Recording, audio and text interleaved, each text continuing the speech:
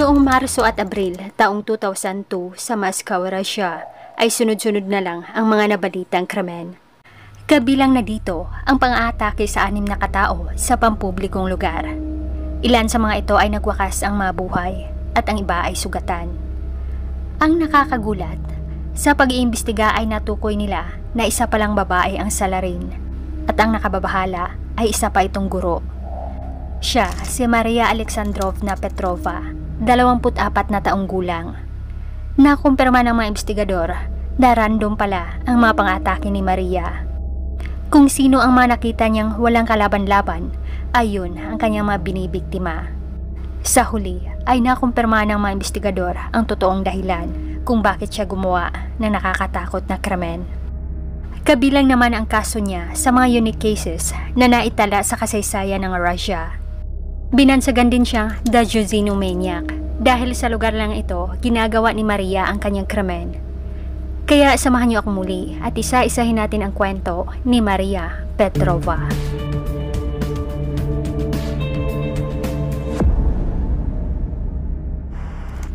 Si Maria ay pinanganak noong May 15, 1978 sa Moscow, Russia.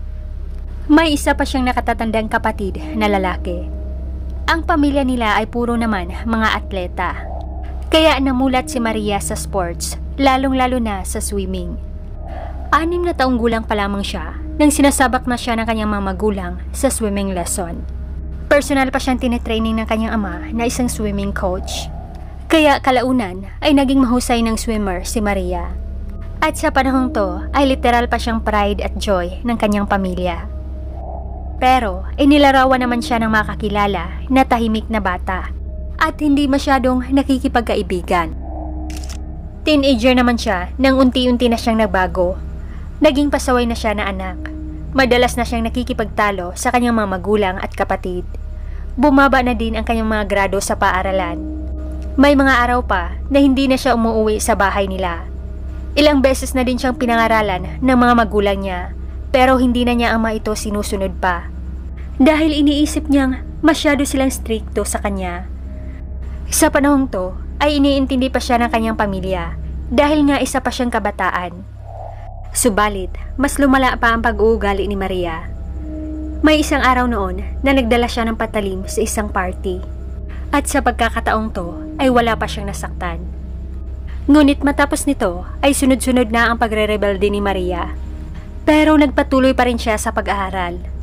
At noong nasa college na siya ay nabuntis naman siya sa edad na 19 na taon. Premature niyang isinilang ang bata nang wala ng buhay. At matapos nito ay mas lalong lumala ang nakababahalang pag-uugali ni Maria. May araw noon na pinagbubuhatan na niya ng kamay ang mismong ina niya nung hindi siya nito binigyan ng pera. At madalas na ding nagkakaroon sila ng conflict ng kanyang kapatid. Sa kabila nito ay hindi pa rin siya tinakwil ng kanyang mga magulang. At lumipas ang mataon ay nakapagtapos naman siya sa kolehiyo. Nakakuha naman siya ng degree sa psychoneurology. Sa panahong to ay kinahihiligan pa rin ni Maria ang sports. Kaya mailalarawan siya na kakaiba kumpara sa ibang kababaihan. Matangkad siya, mayroong muscular na appearance at broad shoulders. At dahil na rin sa ang kanyang natural na kagandahan, kaya marami rin ang nagkagusto kay Maria at nanligaw. Noong December 2000 ay nagtrabaho naman siya bilang college teacher ng physical education sa Moscow Electron Technological College. Maliban sa pagiging aktibo niya sa swimming at iba pang sports, ay nag-organize din mismo si Maria sa university ng sports section and weightlifting. At sa gabi naman ay isa siyang instructor sa isang fitness club. Kaya napapalibutan talaga siya ng mga kalalakihan. At nakilala naman siya ng mga katrabaho at mga estudyante niya bilang isang butihing guro, matapat at dedikado sa pagtuturo. Pero ayon ng iba ay napakatahimik talaga ni Maria at hindi masyadong nakikipaghalubilo sa iba. Sa paglipas ng mga buwan ay naging productive pa sana ang pagtuturo niya sa college.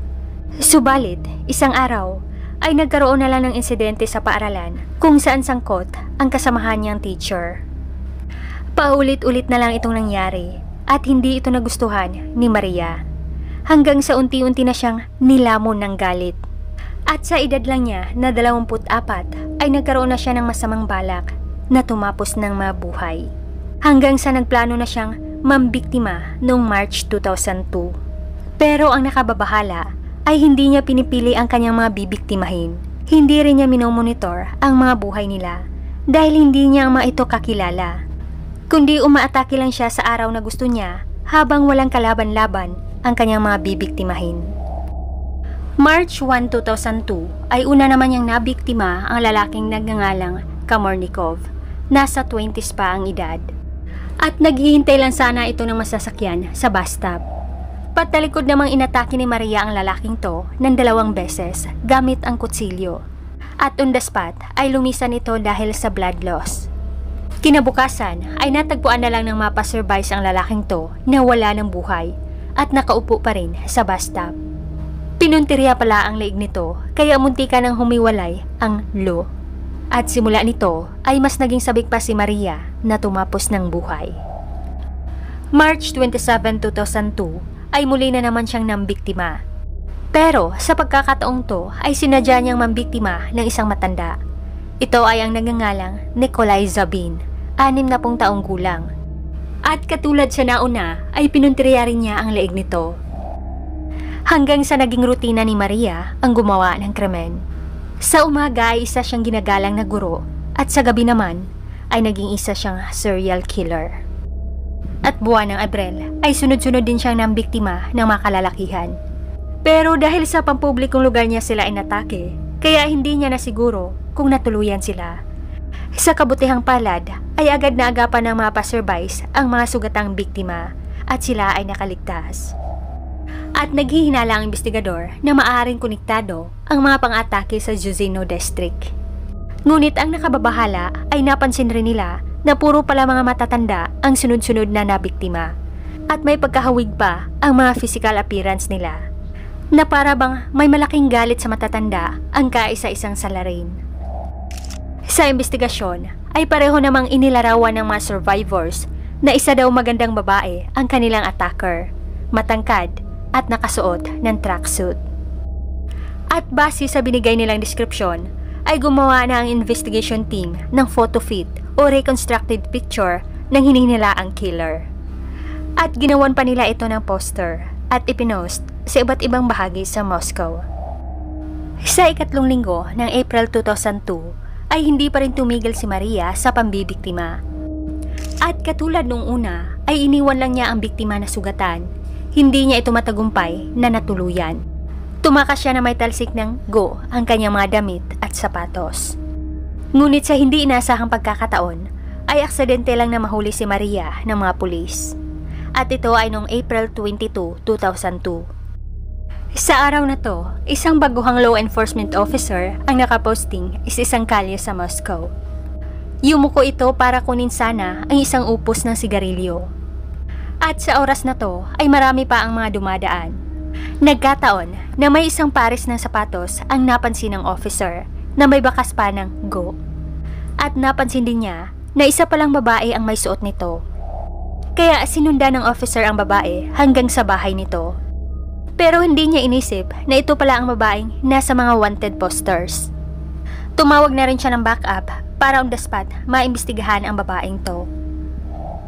At agad din nila itong inimbitahan sa interrogation at ito ay nagpakilala na si Maria Petrova.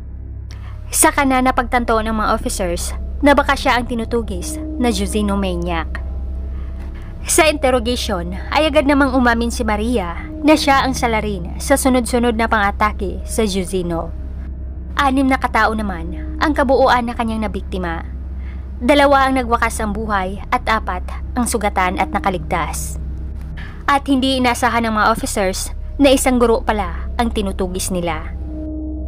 Ngunit, ang mas nagpagulat sa mga pulis ay nang umamin na si Maria kung bakit niya ito nagawa sa mga biktima.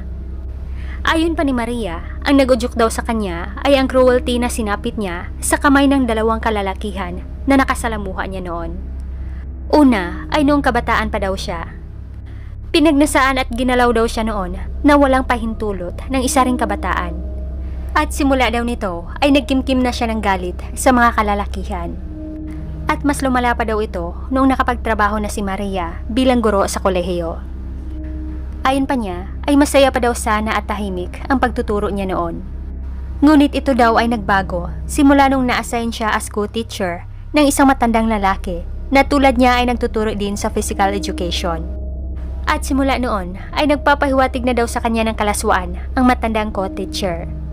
At paulit-ulit na daw siyang hinaharas nito. Pinili rin ni Maria na hindi na lang ito ipaalam sa iba dahil ayaw niyang gumawa ng conflict sa paaralan. At gusto sana niyang makaganti sa matandang yon. Pero hindi na ito naging posible pa. Pumanaw pala ang matanda dahil sa heart failure. Ngunit matapos nito ay hindi pa rin nawala ang galit niya at gusto pa rin niyang manakit ng isang matanda. Kaya nagsimula na daw siyang manghunting ng matatandang lalaki na may pagkahawig daw sa co-teacher na matanda na nangharas sa kanya noon. Pero ayon ni Maria, ang nauna niyang biktima na si Kamarnikov ay hindi niya sinadya. Self-defense lang daw ang kanyang ginawa. Dahil lasing daw ito noong gabing yon, nilapitan daw siya at hinaharas ng lalaking to. Kaya ipinagtanggol lang niya ang kanyang sarili. At ang mga matatandang lalaki na kanyang nabiktima ay sinadya talaga niya. Sa patuloy na pag-iimbestiga ay nalaman din ng investigador mula sa pamilya na bago pala naging guro si Maria, ay dati na pala siyang na-admit sa psychiatric hospital. Matapos itong magpakita na nakababahalang pag-uugali. At tumagal naman siya sa ospital ng 2 buwan. Na-discharge si Maria nang makitaan siya ng magandang pagbabago. At regular din siyang umiinom ng mga medications. Hanggang kalaunan nga ay nakapagtrabaho na siya bilang guro sa college. Ang investigasyon sa kaso ni Maria ay umabot naman ng 1 taon. At sa 6 niyang mga biktima ay kinasuhan lang siya ng murder at attempted murder sa 5. Sa isa ay hindi na dahil sa kakulangan ng ebidensya. Pero sa ruling ng Supreme Court ay hindi siya nararapat na i-prosecute dahil lumabas sa resulta ng kanyang psychological at psychiatric examination na mayroon pa rin siyang chronic mental disorder. Bagkus ay required lang siya na ipadala sa isang specialized psychiatric hospital para sa compulsory treatment. Ang desisyon ng korte ay hindi naman nagustuhan ng mga survivor ng mga biktima. Kahilingan sana nila na ipadala si Maria sa bilangguan. Maging si Maria mismo ay tumutol, ayaw din niya ipadala sa mental hospital dahil hindi siya kumbinsido na mayroong sakit sa pag-iisip at mas komportable daw siya doon sa bilangguan. Pero sa huli ay napagkasunduan na ipadala siya sa isang psychiatric hospital. Sa paglipas ng mga taon ay ilang beses na rin siyang inilipat sa iba't ibang mental facility. At 2 beses na din tumakas si Maria, ngunit nadakip siya at ibinalik muli. Sa kabila ng conflict ng pamilya nila noon, ay hindi pa rin siya inabandona ng kanyang mga magulang. Regular pa rin siyang binibisita nila. Taong 2018 naman, mula sa psychiatric hospital, ay inilipat naman siya sa isang general hospital. Hindi ibig sabihin na gumaling na siya. Inilipat lang siya dahil hindi na siya nagtangkang tumakas at nagpapakita na din siya ng good behavior. Ang image na ito ay ang huling larawan ni Maria kung saan binisita siya ng former investigator na nag-handle sa kanyang kaso noon. At sa pagkakataong to ay bumuti na ang kalagayan ni Maria.